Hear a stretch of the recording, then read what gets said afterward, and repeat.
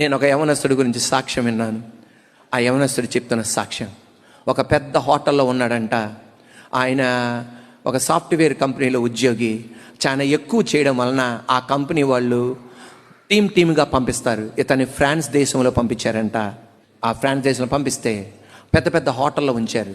ఆ హోటల్లో ఉంచగానే ఈ హోటల్లో ఆయన ఉండగా రాత్రిపూట అనేక మంది సౌందర్యవతులైన యవనస్తులు వచ్చి తలుపులు తడతారంట.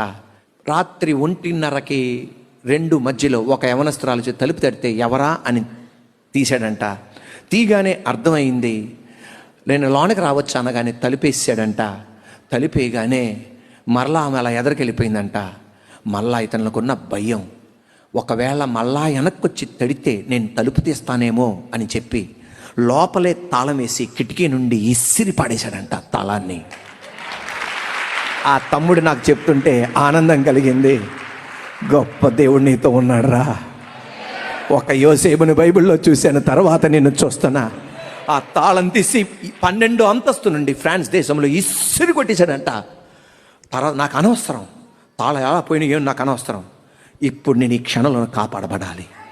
నా యవనేచ్చ నేను తట్టుకోలేక ఈ సౌందర్యవతిని చూసి నేను నాశనం అయిపోతానని చెప్పి తాళం ఇసిరి పడేశాడు.